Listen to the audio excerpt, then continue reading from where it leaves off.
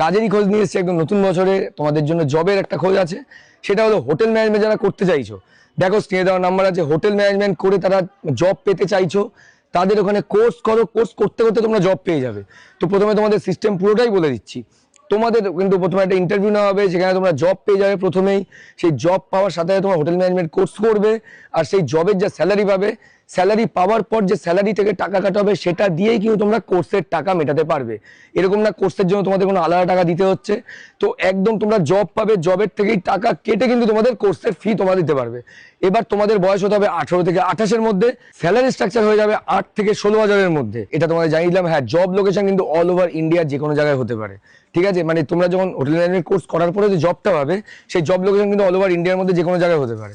আচ্ছা, এবার আসি যারা হোটেল ম্যানেজমেন্ট কোর্স করবে না, যারা শুধু জব খুঁজছো, তাদের জন্য কি আছে? তাদের জন্য আছে এখানে সুযোগ। 3 মাস স্টাইপেন্ড হবে, স্টাইপেন্ড স্যালারি হবে 6,000।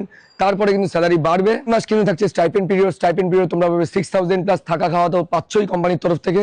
3 মাস বাদে কিন্তু তোমাদের স্যালারি বাড়বে। তবে কিন্তু এই কাজের জন্য তোমাদের কোনো রকম টাকা চার্জেস কিচ্ছু দিতে হবে না। তো স্ক্রিনে দেওয়া নম্বরে যোগাযোগ করে নাও।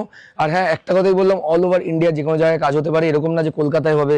কারোর যদি মানে যেটা হোম টাউন যেটা সেরকম জায়গা হবে, এরকম কোনো ব্যাপার কিন্তু না, ঠিক আছে? তো দেখো স্ক্রিনে দেওয়া নাম্বার রয়েছে, সেখান থেকে তোমরা যোগাযোগ করে নিতে পারো।